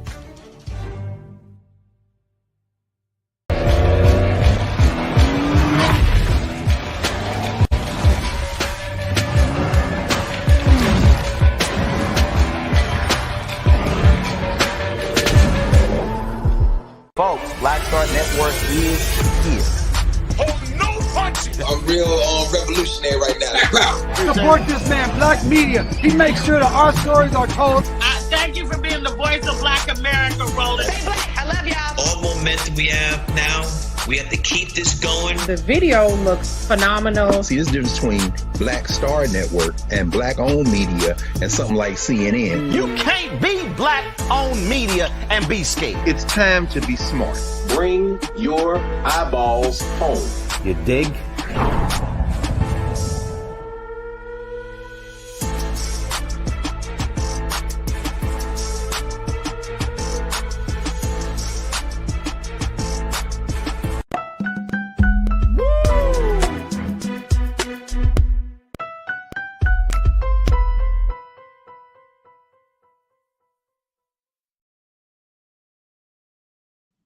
Folks, the billion-dollar fashion house, Ralph Lauren, who has been known for its very, very particular style, has decided to branch out now.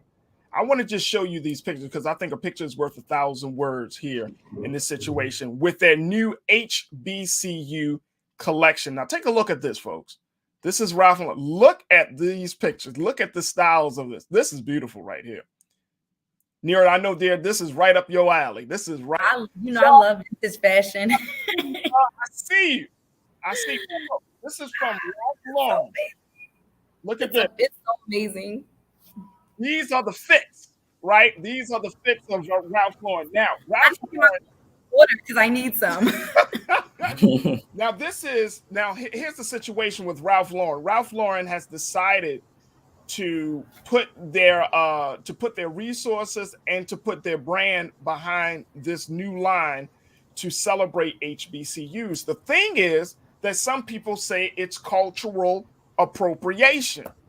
However, folks, do you think that Ralph Lauren can just put this together without Black folks being at the table? Absolutely not.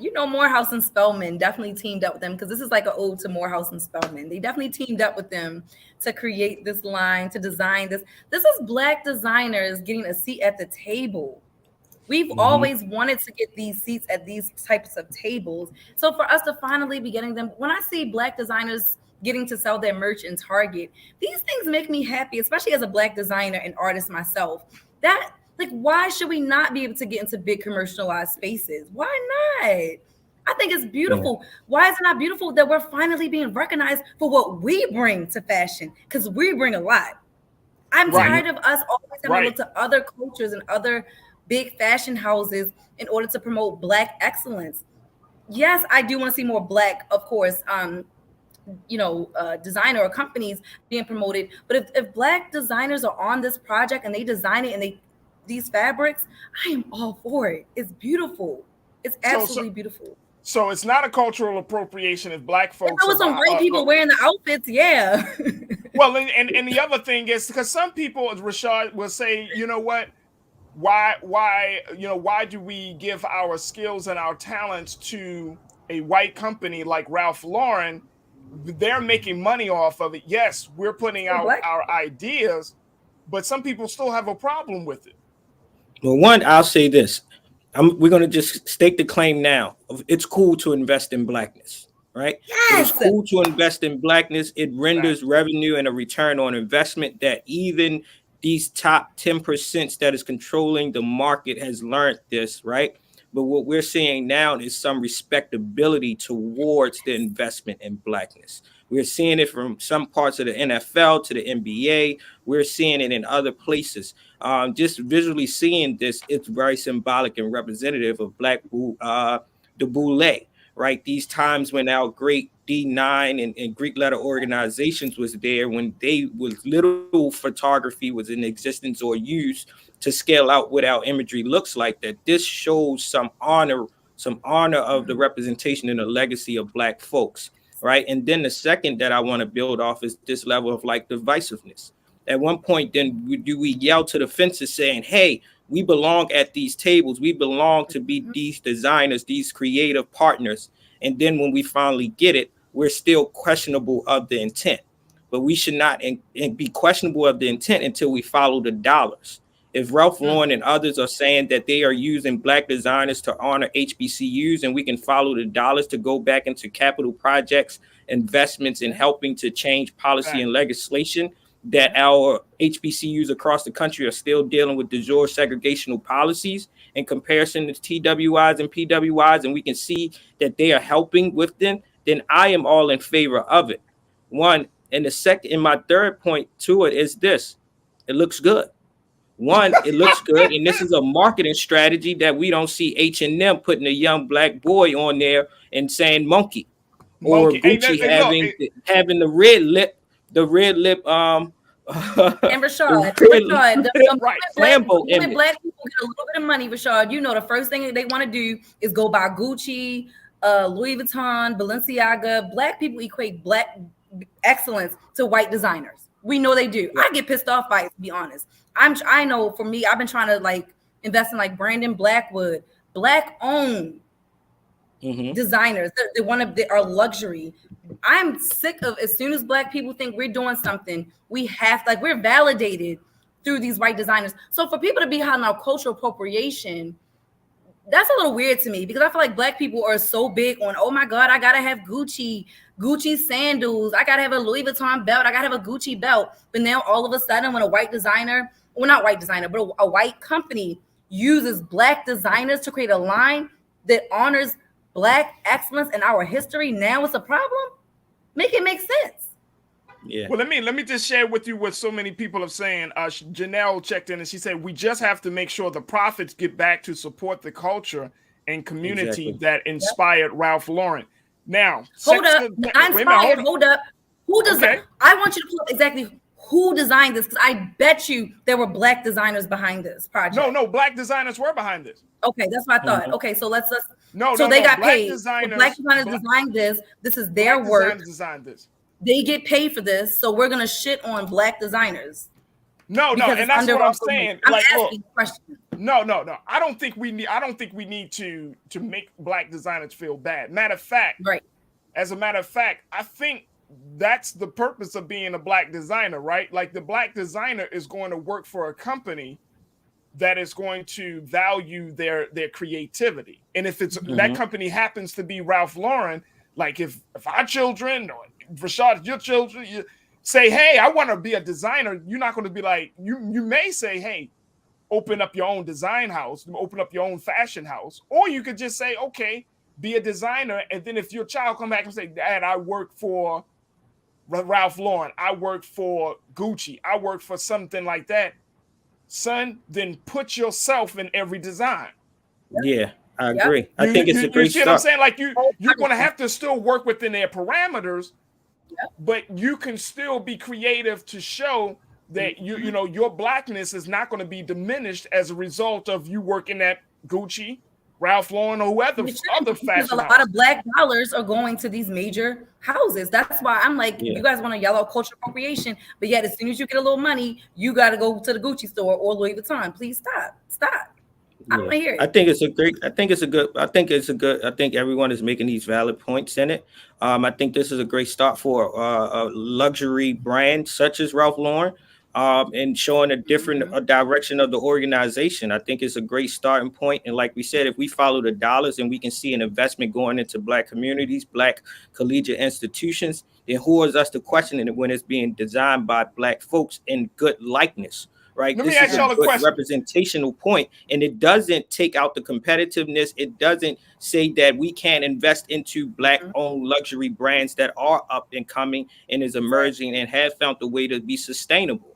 Right. I think this is a good point. And like I said, it's not something where we can call out them doing harm to us, because it is not imagery that is making us look animalistic, that's making us look less deserving, but it's also exposing us to different ways of life and apparel that sometimes we need to be exposed to. And it has to be that delicate balance of Blackness, because again, we're not of uniformity, right? But we can show up in a unified mindset and still wear our clothes the way that we best feel like as individual people. So if I want to go to a Black luxury owned brand and invest a couple thousand, and then I want to go across the street and go into Ralph Lauren, I now can know and look for what I want that is designed by Black people. And we have seen this. This hoodie right here has just took Adidas over this top from a Black and brown person and designer, right? Who we have seen this. Wait a minute, Rashad, this hoodie right here, the Essentials, it's under Adidas, but at the sense, it has just reined that revenue up. That is a Black designer. We have seen it from Virgil with Louis Vuitton. We have seen it with Dapper Dan just released his collaboration with Gap, right? Beyonce. Right. Yeah, absolutely. Yeah. And so, I know a lot of people have been asking a Black Gabrielle Union, New York and Company. Look, I'm over here like I'm thinking of all these Black designers now that are with these major companies. New York and Company, Gabrielle Union. Her line is beautiful. There are a lot of Black designers that are with these powerhouses and creating lines for Black women and Black men. Why not? But here's the other part about it. The other part about it is, even if you can name them, then that means there aren't enough. Exactly. You know what I mean? If you could just be like, okay, one Black person here, one Black person here, one Black person, we're still not represented in high fashion spaces, right? We're still, and I'm saying in terms of designing, in terms of dictating the policy, or in terms of creating a cultural space for, like, Black people are not represented in these high profile fashion spaces. And as they're becoming represented, we're questioning whether or not it's cultural appropriation. I'm asking. Well, we're questioning. I think. I mean, honestly, with the whole Gucci with the red lip thing, that was just completely inappropriate. But clearly, that was not designed by a Black person. You knew that. But say, for example, like, people have asking, and I'm just right now, I'm just speculating. Well, really just wondering if this was designed, even though this is not designed by white designers, but if it was designed by white designers who say, you know what, we need to say something about HBCUs, would we be mad? I feel like then you can throw on a tag. Now, look, to me, if the quality of the design is crappy, if the quality of the design is disrespectful, it would be one thing. But I don't know. I'm admit, Farajii, I get a little irritated when I see like white authors making Black children's books sometimes. Hear me out though. I get irritated because as a Black writer and author and illustrator, it is very hard for us as Black authors and writers to get published by major publishing companies. It is still really, really hard for us to get into those spaces. So when I get Black books and I find out that the author is white, I am not going to lie. I do get a little irritated with that, because I'm like, there are so many Black authors and illustrators that are still struggling to get into these major publishing companies. And I feel like our stories are like not being put on the forefront, but then you want to take Black stories, because we need more Black representation in children's books, and you can those roles to white people, and then it's like I do take offense to that. I do. No, I'm glad, and that's the point, and I'm glad that you brought that up, simply because it's the intention behind it, right? Mm-hmm. I feel like that has to be present. Rashad, you talked about respectability politics.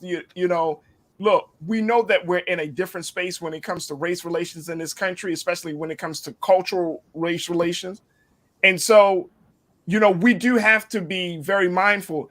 I'm happy that Ralph Lauren has decided to employ designers from, black designers to represent Morehouse and Spelman. Hell, one of the even they even hired a Morehouse College psychology professor to consult, and he's actually pictured in the campaign, but he was hired to consult on the project. Mm-hmm.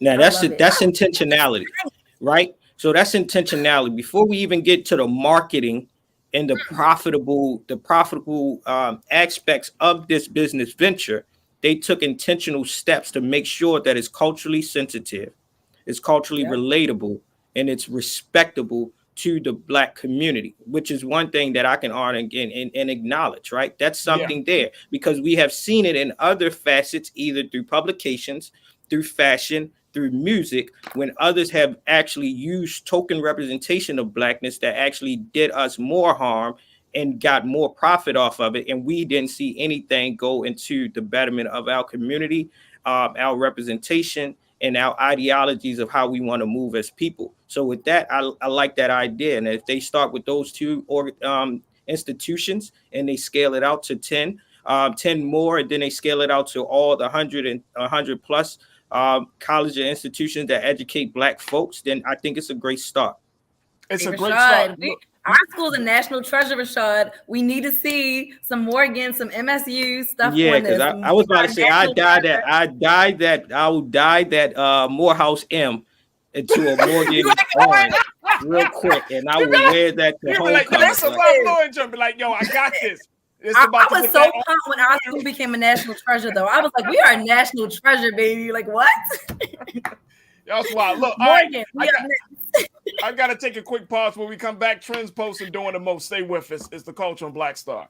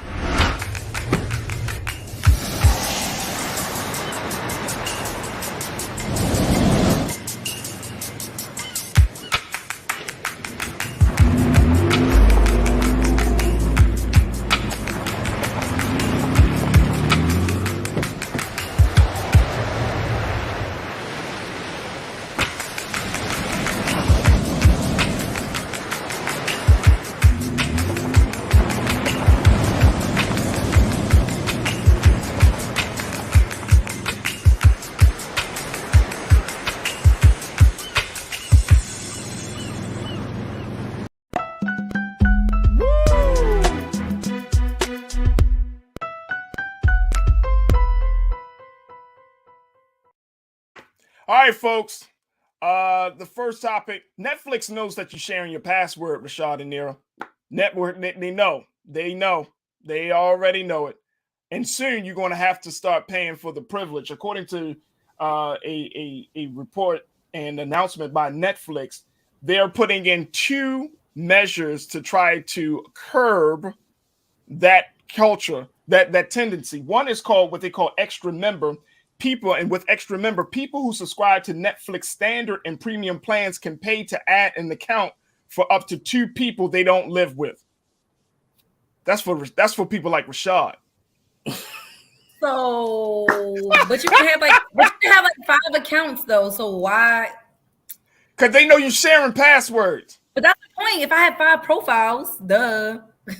They went back and checked their coins and realized they got more viewership than the revenue. Exactly. They like, wait a minute, hold up. It's a lot more people streaming than we got subscribers. Let me log in. What they're gonna do? Like, you can't log in. No, it's just going to give you a chance to.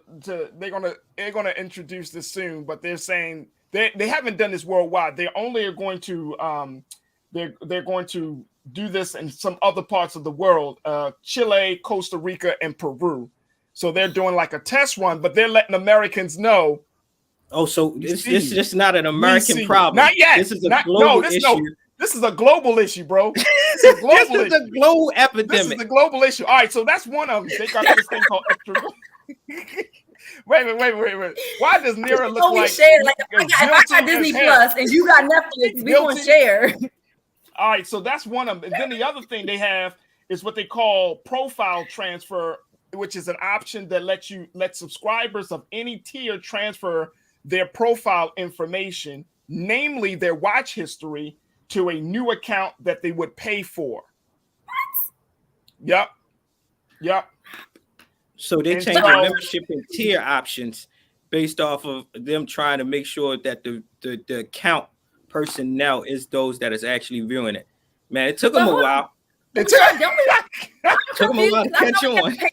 I thought you had to pay more anyway to allow like a certain amount of profiles. Netflix is going up on their. They already went up multiple times though. They've already gone up. Yeah, they're going up. But I'm confused. You can have more than one profile. It's not like me and my sister are using the same profile, because then I'll be like, hold up, who watched this show? I'm not on episode 3. I'm on episode 2. Right. So it's not like we're using the same profile anyway.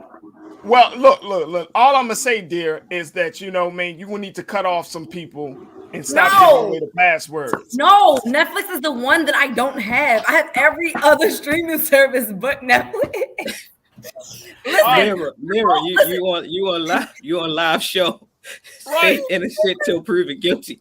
Don't just Smollett yourself. Thank you. All right, let's move on before Mirror incriminates herself. I'm confused because like on my Disney Plus, like you are allowed to have multiple profiles.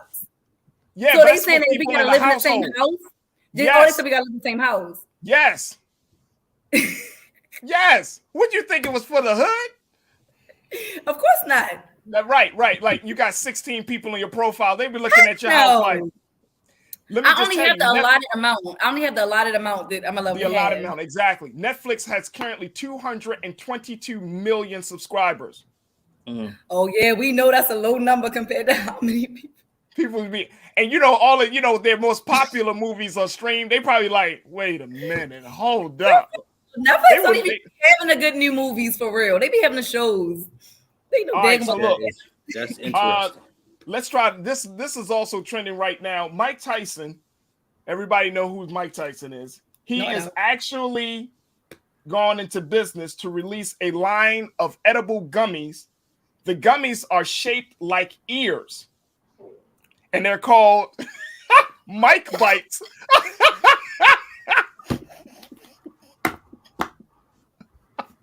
I was good all the way until you told me the shape of the product. The gummies are called Mike Bites. I'm gonna support though. Look at it, y'all. I'm gonna support it. Black business. Oh man, the gummies are called Mike Bites. When they created this product, was this made in soberness? That's what I'm considering. No, bro. And then I want the feedback of Evander Holyfield. How he feel about this? Like they made it red. Look, man, people think Mike and Evander Holyfield are actually friends. They're like really good friends. He was actually on Mike Tyson's podcast. If y'all never listened to Mike Tyson's podcast, let me just tell y'all something. Mike Tyson be giving life advice. And you never think that Mike Tyson would give life advice. But Mike Tyson gives life advice on his podcast. I'm trying to remember what's his Hot Boxing. That's the name of the podcast. Hot Boxing. And I'm telling you, he gets straight to the point. He did this one with what did the one that he did with the man that's always getting into Boosie. Yeah, I watched that one too. You gotta, if y'all have not seen the Mike Tyson conversation with Boosie on you showed me that one. That's the one that you did show me.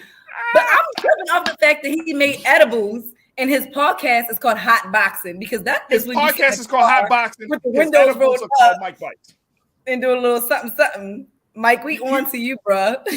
No, he already embraces it, Nira. He already embraces it. That's what the whole genesis of his show is. It's like having these thought-provoking conversations from a straight shooter like Mike Tyson while still indulging. And it's good. It's actually great. Rashad, you imagine eating a Mike Bite, listening to Hot Boxing while watching Mike Tyson on film, bro. I say date night. Date night. Date night. No, I can't stand. Eat the gummies. Watch the show.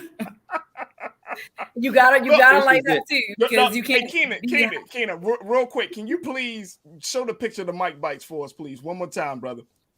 Look at this. Look at this. The pack. If you look at it, wait a minute, hold on, dear. Look, I gotta tell y'all this. Look at the actual bite. It actually has a bite of the ear. We see it's off. Man, somebody trademarked this. This is ingenious. It really is. Look, this is one of Mike Tyson's biggest boxing moments. Why wouldn't he have something to trademark this? It's pretty funny. And it's been years since that moment. It's been years since he's been fighting. Are these in the dispensary now, or? Oh my Lord! All right, that's enough for Trends Post and doing the most, man. Thank you, Nir Muhammad, host of Queen Talks with Nir Muhammad podcast. My man Rashad, thank you so much, brother. Activist, educator, all around good brother. Thank you for both of you for being on the show today and being so good for the culture. Peace. Always for the culture. Folks, thank you. Oh my goodness, what a fantastic show. Thank you so much for tuning in. Thank Hassan Giordano and my national correspondent, Ashley Banks, for checking in and giving us the latest on some of these big stories. Make sure y'all show y'all support, not for Mike Bites, but for Black Star Network, folks. BlackStarNetwork.com. Support Black-owned media like never before. And you can do that right here at BlackStarNetwork.com. And you can do that through Cash App, PayPal, Venmo, and Zelle, and a whole lot more. All right. So support us, Black-owned media. We bring the stories. We bring you the heavy stuff, but we can bring you the light stuff as well. But we are doing it just for the culture. All right. BlackStarNetwork.com. That's going to do it for me. My time has certainly been very well spent. Stay tuned. 6 o'clock hour, Roland Martin Unfiltered with my big bro, Roland Martin. As always, never be afraid to challenge what's wrong. Stand for what's right, while being yourself in the process. God willing, we'll talk tomorrow for another exciting edition of The Culture right here on the Black Star Network. Appreciate all of y'all. Peace.